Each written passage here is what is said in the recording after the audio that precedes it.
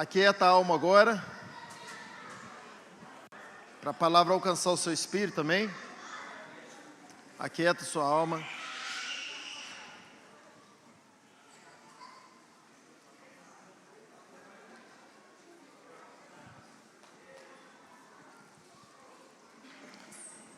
Amém, meus irmãos? Abra tua Bíblia comigo, na carta aos Gálatas, no capítulo de número 4.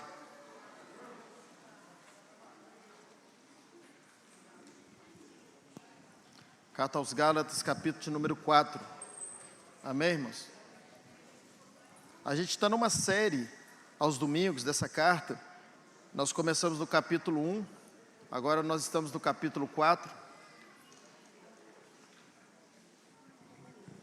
E já falamos um pouquinho desse capítulo.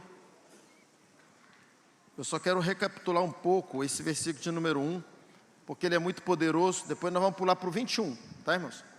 O 1, depois a gente vai para o 21. E o versículo 1, ele diz o seguinte: digo, pois, que todo o tempo que o herdeiro é menino, isto é, que o filho é menino, em nada ele difere de um escravo, ele nada difere de um servo, ainda que ele seja senhor de tudo. Paulo está trazendo uma reflexão, na verdade nem é uma reflexão, é uma exortação para a igreja da Galácia, que se aplica muito nos nossos dias atuais. Essa carta é uma carta muito atual, porque ela se trata de Paulo, que é o apóstolo da graça, falando no tempo da nova aliança, para uma igreja que era gentílica e se tornou cristã, que somos nós, que éramos gentios, nos tornamos cristãos. Então é uma carta que tem muito a ver com a gente. Então quando eu leio a carta aos Gálatas, eu posso me incluir como alguém dessa igreja. E Paulo está dizendo o seguinte, que todo herdeiro, que ele é menino, mesmo que ele seja filho, herdeiro, se ele for menino, ele nada difere de um escravo. Então Deus não nos chamou para viver a religião da escravidão, mas Ele nos chamou para viver a família da relação. Quem entendeu? Eu vou repetir. Deus não nos chamou para viver a religião da escravidão, mas Ele nos chamou para viver a família da relação. Deus, Ele deixou de ser Deus para se tornar o nosso Pai. Então, como Deus, Ele tinha um povo. Isso é bom, a gente saber que a gente é povo de Deus. Mas depois da cruz, algo é melhor do que isso. Como Deus, Ele tinha um povo. E a gente vê muito nos dias atuais, a gente falando do povo de Deus, o povo de Deus, o povo de Deus. Não é que está errada essa nomenclatura, mas é algo abaixo do nível que somos. Porque não é mais o povo de Deus, é o filho do Pai. Ah, pastor, isso aí é a mesma coisa, é nada. É nada. Nós somos povo do Zema, ele é o governador. Eu já disse isso aqui outro dia. Todo mineiro é povo do Zema, mas ele tem filhos que comem na mesa dele. Ele tem filhos que não marcam horário para entrar no gabinete dele. Ele tem filhos que têm a herança dele. E o homem é rico, hein? Então olha a diferença. Ser povo é muito baixo de quem realmente entende que é filho. Então na velha aliança Deus tinha um povo, mas na nova aliança o pai tem filhos. Amém? Amém. Eu ficaria muito animado com isso. João 1,12 diz para você e para mim que todos aqueles que receberam Jesus e nele creram, recebeu onde? Na casa, coração, vida. Porque não é só crer, é crer e receber. Todo aquele que recebeu Jesus, foi dado a ele o poder de se tornar filho. Jesus, quando nos ensinou a orar, falou assim: ore assim, Pai nosso. Nós precisamos chamar Deus de Pai, até mesmo para convencer o nosso coração que somos filhos. A maior crise que existe hoje na igreja, acredite, não é crise de comportamento, crise de pecado, isso tudo é mal, não faz bem. Mas a maior crise da igreja hoje é a crise de identidade, de não saber quem essa pessoa é. E a Bíblia é a nossa verdade, ela diz que todo aquele que creu e recebeu Jesus, foi dado a ele o poder de se tornar filho, então nós somos filhos. Então eu como filho, quando eu vou à casa da minha mãe, ela não está aqui hoje, está em São Paulo, mas quando eu vou à casa dela, não toca campainha não, irmão. Mas quem não é filho, toca. Eu entro, e eu não tenho uma chave, porque sempre ela está lá, senão eu teria até minha cópia. E quando eu entro, aí eu passo o portão, eu entro, e aí tem a porta, eu não bato na porta não, irmão. Alguém bate aqui? Campanha, mãe, posso entrar? Mãe, posso sentar no sofá? Posso ligar a televisão? Eu posso abrir a geladeira? Estou com tanta sede. Mas se na minha mãe tem alguém trabalhando, servo, empregado, essa pessoa tem que pedir. É uma relação diferente. Então, toda vez que a gente relaciona com Deus, a gente precisa examinar o nosso coração, se a gente está relacionando com um pai ou com um patrão. Ele é o nosso Senhor? Claro que é, porque a gente dá a Ele toda a honra, toda a glória, todo o senhorio, mas Ele também é o nosso Pai. Pai de amor, que deu o Filho dele na cruz do Calvário e nos reconciliou por uma obra dele, não uma obra nossa. Não é nada de nós para Ele, é dele para nós. Então nós fomos justificados nele, regenerados nele, amados por Ele, reconciliados nele. Tudo é Cristo, irmãos. Então nós somos filhos, não é porque nós escolhemos Deus, nós somos filhos porque Ele nos escolheu. Agora nós somos filhos dos nossos pais porque eles nos escolheram.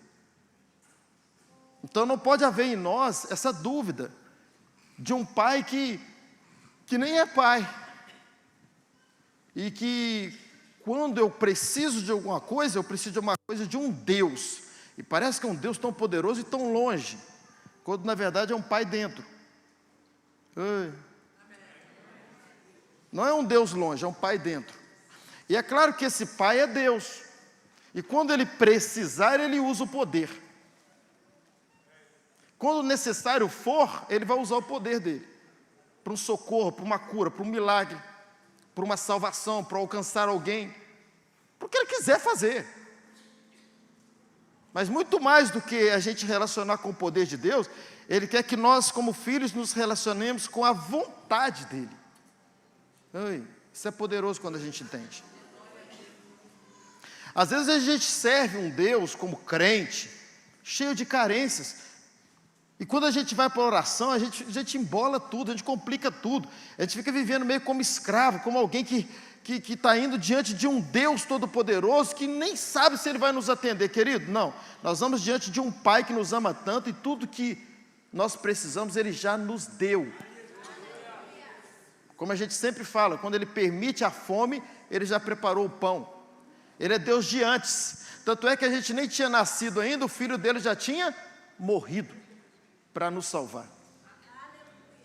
João vai dizer que nós o amamos porque Ele nos amou primeiro. Então, como que funciona o escravo? Somente terminar essa parte. Um escravo é aquele que trabalha para depois ter ou comer. Vamos pensar no empregado, para a gente entender melhor. Nós do Ocidente, a gente tem um pouquinho de dificuldade para entender o escravo, sobre escravo. Mas vamos pensar no empregado. O empregado, ele trabalha para depois receber. É assim ou não é? Ou alguém aqui entra numa empresa, o patrão já paga primeiro. Normalmente, paga depois, correto? Então, o escravo, o empregado, é aquele que trabalha, ele faz alguma coisa para merecer e depois ter. Olha a meritocracia. Mas no tempo da graça não é assim. E principalmente para os filhos de Deus. A gente não faz nada para ter ou ser. Nós somos, por isso temos e fazemos. Primeiro vem o ser. Então o escravo ele faz para depois Deus fazer. O filho Deus já fez. Ele se apropria e por gratidão ele faz. Tudo que a gente faz, todas as obras que fazemos, não é para Deus fazer. Ele vê, meu filho, olha lá como ele está trabalhando para mim. Lembra o modelo do filho mais velho, aquela mentalidade do filho mais velho? Essa mentalidade de escravo. Eu trabalhei tanto para o Senhor. O que o pai fala para ele? Filho, tudo que eu tenho já é seu. E parece que muita gente ainda vive nesse modelo do filho mais velho. E fica criticando o caçula. Mas o caçula não, o mais novo, né? Quem é caçula? Se tinha só 2. Mas o mais novo tinha menos, ele falhou, mas ele tinha uma revelação da identidade dele muito maior do que o outro. Então veja que esses dois filhos, eles são a figura do filho na igreja, que vive como escravo, e do filho que até se afastou, mas ele se sente mais amado às vezes do que muita gente dentro da igreja. Ele sabe que ele tinha direito, tanto é que ele fala assim, me dá o que é meu. Então eu não sou filho porque eu faço, eu sou filho e por isso faço. Pegou aí? Então não é nada que eu faço, não é nenhuma obra que eu faço, senão eu anulo a cruz. Não é nada que eu faço para Deus fazer. Tudo que eu faço é porque eu entendi que Ele me amou tanto e fez primeiro. Lembra que Paulo fala em 2 Coríntios capítulo 5, versículo 14 para frente? Ele fala assim, pois o amor de Cristo nos constrange. A gente fica tão constrangido que a gente faz. Ele nos constrange julgando nós isso. Um morreu por todos, logo todos morreram. O que é uma pessoa que morreu, não fisicamente? É alguém que abriu mão da sua vontade. Ele fala assim, logo todos morreram. E ele morreu por todos para que os que vivam, não viva mais para si, mas antes viva para aquele que por eles morreu e ressuscitou. Então o evangelho ele é simples, a gente entender que um Cristo veio, um Jesus veio a essa cruz, se tornou o nosso Cristo, morreu no nosso lugar, pagou a nossa dívida, sem a gente merecer nada, nos amou primeiro, nos salvou, reconciliou, justificou, porque ninguém aqui era justo, mas quando Ele paga, Ele cumpriu o nosso tempo de cadeia, cumpriu a morte, a pena de morte, cumpriu tudo. E quando o juiz, chamado Satanás, querendo nos condenar, não que Deus não seja juiz também, mas quanto à condenação sobre nós, é o inimigo que tenta condenar, o advogado está à direita do pai e diz assim, não, ele não tem direito de condenar não. Olha o carimbo lá, está pago, está consumado, eu já paguei a dívida deles. Eu sei que para os religiosos isso aí é doideira, mas é isso. Isso é graça, favor imerecido de Deus. Ele nos amou primeiro. Quanto mais a gente entende esse amor, é isso que a gente precisa compreender. Quanto mais a gente entende esse amor no nosso espírito, não como informação na alma, mas como revelação no espírito, mais a gente ama Ele. E quem ama se entrega, se doa, faz. Então, como é que a gente o ama? Quando a gente entende que Ele nos amou primeiro. E quando eu tenho essa percepção, esse entendimento no meu espírito que eu sou filho, eu não fico mais vivendo essa vidinha de escravo. Eu vou pagar o preço que Deus vai me dar. Que preço, querido? Isso é coisa de escravo. Quando é que você vai pagar um preço maior do que o preço que Ele pagou na cruz? Eu vou para a campanha tal que aí eu recebo. Já é seu. Você só precisa se apropriar. Você deve ter a vida de oração. A gente falou no início aqui sobre adoração. Ter vida com Deus, oração, jejum, santificação, monte, madrugada, o que você quiser fazer, mas não faça isso como escravo, não faça isso como alguém que está fazendo para Deus fazer, mas faça isso que você faça como alguém que está fazendo para entender o que já foi feito, para relacionar com um Pai que já te deu tudo, que te ama, que nada que você faz mais vai mudar Deus. Aliás, eu e você, a gente não tem nada que Deus precise. Então veja, essa falta de entendimento leva-nos a viver uma vida como escravo. Menino no entendimento. E a gente fica às vezes vivendo essa meninice. O menino, tudo que o pai tem é dele. Só que às vezes ele não usufrui, porque é menino. Ele precisa crescer para se apropriar. Como é que um menino de 6 anos, eu tenho um, vai dirigir o meu carro? É dele, mas ele não tem acesso. Muitos crentes não têm acesso porque é menino no entendimento. E Paulo vem construindo esse raciocínio aos Gálatas, de que a nova aliança é a aliança no sangue de Cristo, que nos reconciliou com o Pai, e por isso todos nós somos filhos, e por sermos filhos, tudo que o Pai tem já é nosso por apropriação e direito sem merecer. Cuidado com a meritocracia, com a justiça própria, de pensar que Deus te dá alguma coisa, Deus cuida de você. Ah, tem gente que é demais, eu sou a menina dos olhos de Deus. Tem gente que chega a dizer assim, eu acho que Deus me ama mais do que os outros. Mas ela está simplesmente se referindo àquilo que ela faz, e por isso a ama. Não, querido, não é por nada que você faz. Deus, Ele é Pai e nos ama por tudo aquilo que um só fez. Cristo na cruz. O Jesus menino que cresceu e se tornou o nosso Cristo. Então a gente precisa sair dessa meninice. Como? Aprofundando no ensino, principalmente da cruz. Por isso que os nossos cultos, eles precisam ser o quê? Cristocêntrico. Ele tem que ser o centro de tudo aqui. Os nossos louvores precisam ser cristocêntricos. O próprio Espírito Santo enaltece Cristo. Traz a revelação de Cristo. A obra do Espírito Santo, você sabe qual é? Que há 2000 anos ele está aqui nessa terra, dentro de nós, enaltecer a obra consumada da cruz. Tudo é Cristo. De Gênesis a Apocalipse, Cristo. Os homens do passado, antes da cruz, eram salvos porque criam no Messias que viria. Hoje, os homens são salvos porque creem no Messias que já veio. Tudo é Cristo. Quando Adão e Eva pecam, colocam aquela folha de figueira, Deus chega e fala assim, acaba com isso, porque isso não tem nada a ver com Cristo. Deixa eu matar um animal inocente. Eu vou pegar o pelo dele, o couro dele, e eu vou fazer uma túnica para vocês. Aquele animal já era Cristo. A Torre de Babel, quando quiseram fazer uma torre que chegasse a Deus, foi a primeira vez que usaram tijolos simétricos para uma construção. Simetria, coisa de homem, de gente. Mas tudo que era construído era bruto, do jeito de Deus, que Deus criou.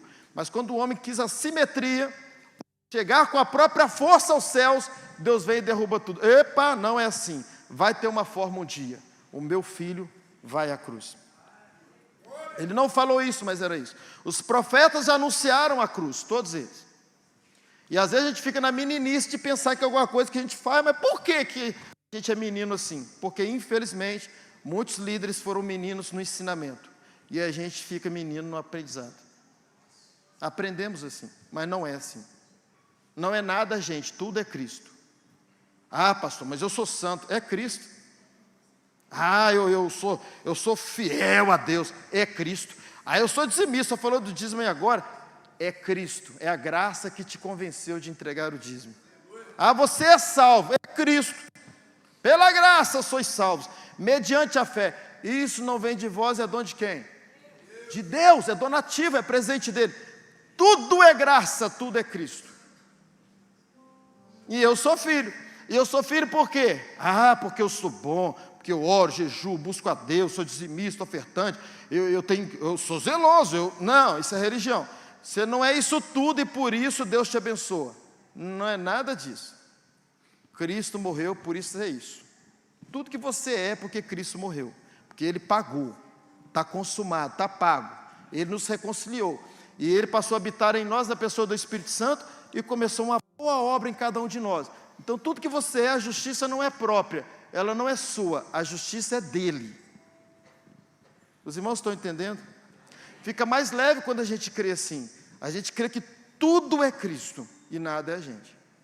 A gente faz, a gente dá o nosso melhor, a gente às vezes é zeloso, a gente abre mão do pecado, mas tudo que a gente faz não é para Deus fazer nada. A gente faz isso tudo porque Deus já fez.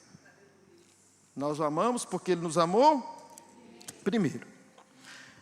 Ok, Paulo nesse livro, nessa carta, ele vem trazendo esse raciocínio na igreja da Galácia, e eu expliquei sobre isso bem lá no início, o que aconteceu com essa igreja, porque eles fizeram essa confusão com a circuncisão. Eles foram reensinados de forma errada, e aí depois você lendo as cartas ou assistindo as mensagens anteriores vai entender melhor, e eles ficaram muito confusos. O que acontece com a maioria das igrejas hoje? Quase na sua totalidade há essa confusão. O próprio Paulo fala nessa carta, como Jesus também falou, um pouco de fermento leveda toda. Um pouco de fermento leveda toda massa.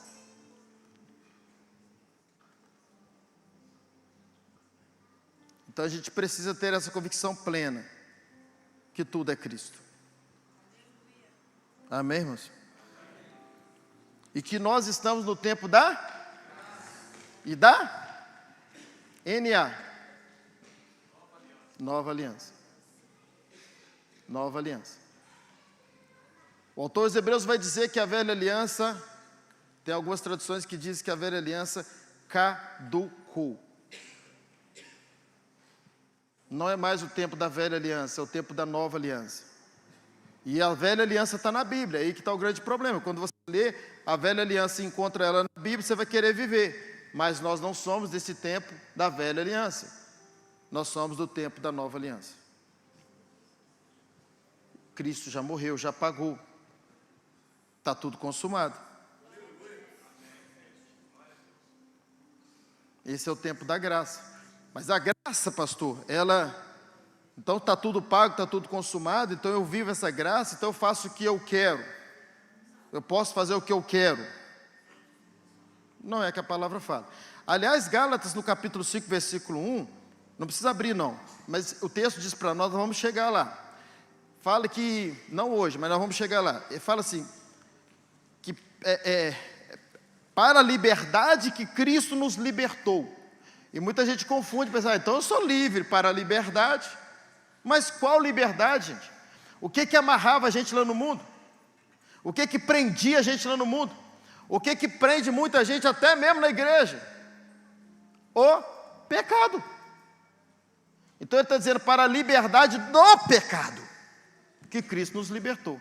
Não é liberdade para pecar, é liberdade do pecado. Fomos libertos. Ele vai dizer aos romanos que o pecado não tem mais domínio sobre nós.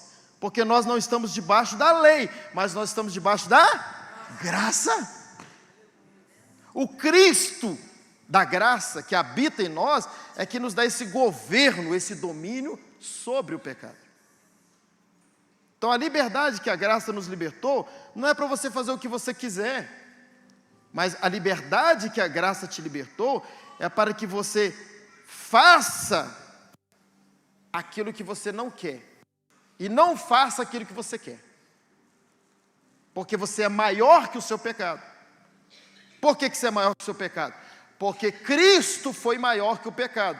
E esse Cristo habita em nós. Então, quando você vence o pecado, não é você quem venceu, é a graça que habita em você. Está dando para entender? Então, nós somos livres do pecado, porque o Cristo que venceu o pecado habita onde? Em nós.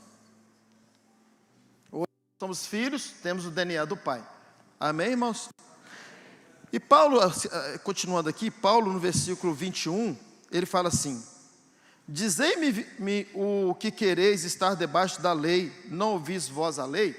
Ele está falando, se você que quer viver debaixo da lei, primeiro que você quiser viver a lei, você precisa cumprir a lei toda. A única lei que é orientada que a gente vive é a lei de Cristo, que é a lei do amor. João 13, 34, o novo mandamento vos dou, amai-vos uns aos outros. Quer adorar a Deus, irmãos? Além do que a gente falou aqui, de intimidade, relacionamento com Ele, de tê-lo lá no seu quarto, dirigindo. Quer adorar a Deus? Quer adorar mais a Deus ainda? Quer uma adoração que é melhor do que essa ainda? Essa é boa para você, porque você tem a revelação de quem você é. Mas quer uma adoração melhor ainda? Ame seu irmão. Ame gente. Você quer adorar a Deus? Ame gente. Você quer amar sua mãe, que gerou você? Você não é filho? Você quer amar sua mãe? Ame seus irmãos. É assim ou não? Qual mãe ou pai que fica satisfeito quando vê os irmãos brigados? É o mesmo raciocínio do nosso pai. Você quer amar a Deus, você quer agradar a Deus? Ame gente. Ame seus irmãos, ame pessoas. Pare de falar mal um do outro. Para de calúnia, de ódio no coração, mágoa, inveja, ciúme, tudo essas micuinhas da família. Tenta entender um pai aqui que é pai de todos e vê micuinha entre vocês.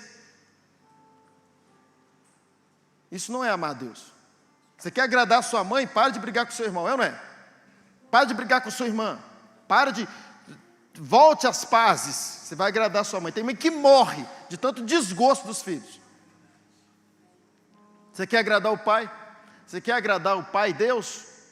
Ame gente, ame seus irmãos, ame todo mundo. E é interessante que 1 Coríntios capítulo 13, Paulo ele vai falando sobre o amor. E ele fala do amor ágape, o amor sacrificial, o amor de Deus. E depois no versículo 11, aí que ele fala, eu era menino. Antes eu era menino. Menino que tem micuinha. É meu. Estou buscando a minha bênção, cada um no seu quadrado. Não, mas quando você cresce, você entende que você é um filho maduro, que você está aqui muito mais para servir irmãos do que por você mesmo. A mãe amadureceu e tem esse entendimento. Então Paulo ele fala assim, eu era menino, eu pensava como menino, eu raciocinava como menino, até que eu cresci. E eu acabei com essas coisas de menino. Quem está entendendo? E ele está se referindo aqui um pouco antes, ao amor. Ao entendimento do amor. Então vamos voltar aqui para o 21. Dizei-me o que quereis, estar debaixo da lei. Não ouvis vós a lei? Porque está escrito que Abraão teve 2 filhos, um da escrava e um da livre. Todavia o que era da escrava nasceu segundo a carne, mas o que era da livre por promessa. Essas coisas são uma alegoria, pois essas mulheres são o quê? São o quê, irmãos? As 2 alianças. E quais alianças que ele está falando aqui? A velha e a nova. Aí ele fala assim, uma é a do Monte Sinai, o qual gera filho para a servidão. Gera filho para a escravidão. E é isso que tem acontecido nos nossos dias. Muitos filhos são gerados para esse modelo escravo de religião.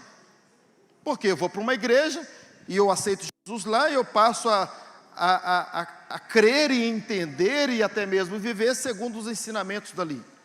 E é claro que a gente não está culpando a igreja A, B, C, D, não é nada disso, irmãos, pelo amor de Deus. São nossos irmãos. São nossos irmãos, nós devemos amar todos os nossos irmãos. Mas o ensino, infelizmente, é equivocado, porque nós não somos filhos de Agar.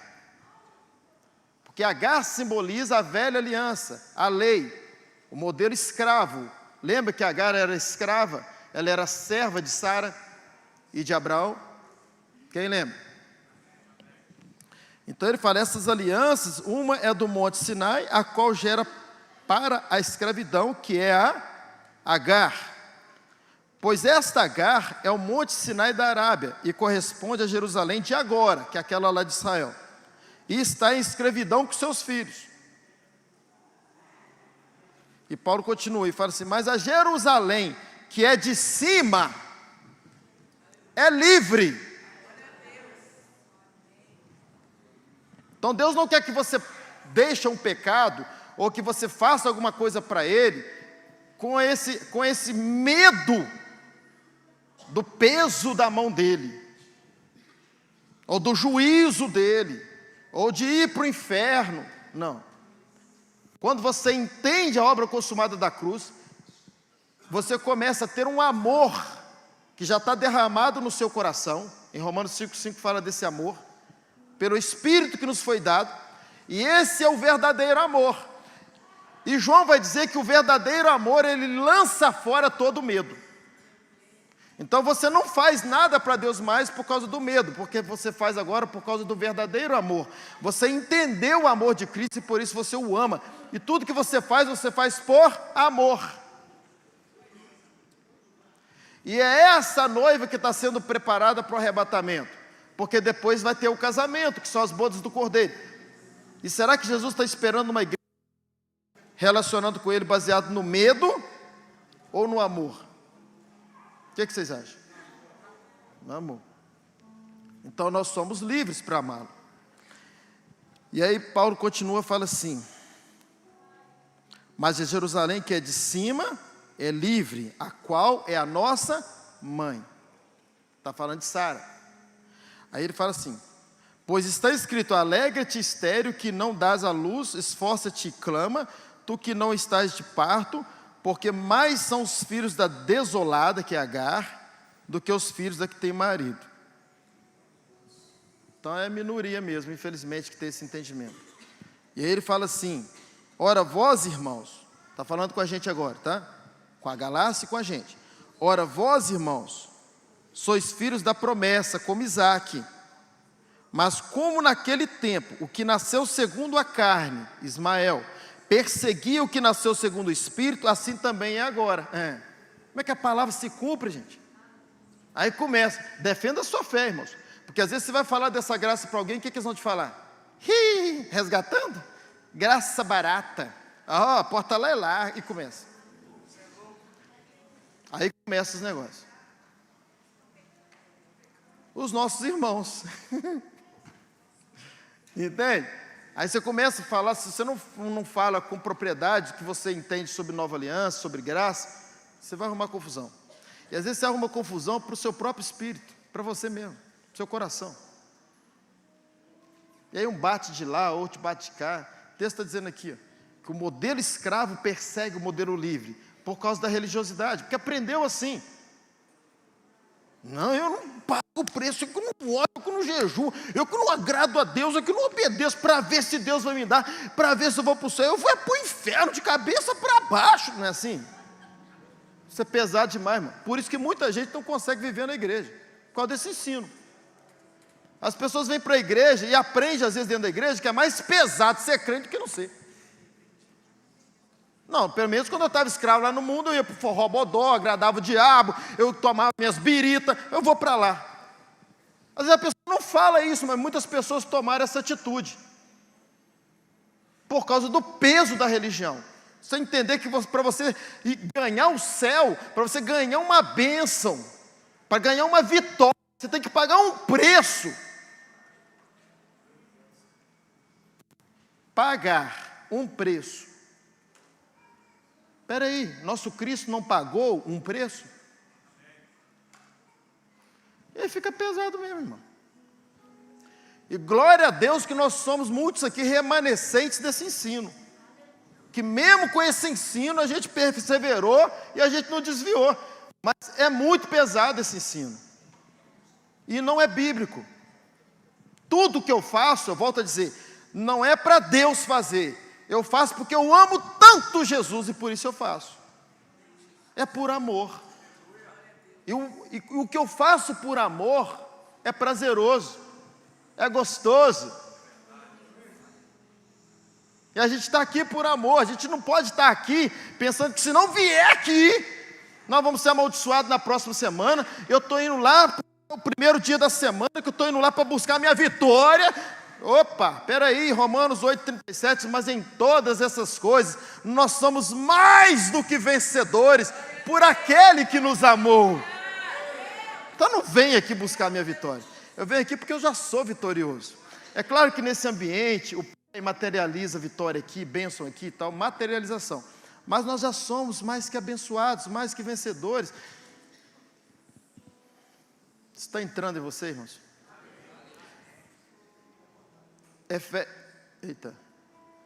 Efésios 1:3. Bendito seja o Deus Pai de nosso Senhor Jesus Cristo, que nos abençoou, pretérito perfeito, irmãos, já aconteceu, com algumas bênçãos, com todas as bênçãos. É isso que a gente precisa entender, nós somos filhos, nós já somos abençoados, senão é modelo escravo, aí você vai fazer mesmo para depois fazer, mas filho não, já é tudo seu, você só se apropria. E quanto mais a gente entende isso, olha que coisa linda, quanto mais a gente compreende a graça, mais a gente ama o autor da graça. A gente fala, mas como pode meu Jesus fazer isso tudo por mim? E aí a gente é constrangido e a gente o ama, e aí a gente passa a fazer, mas por amor.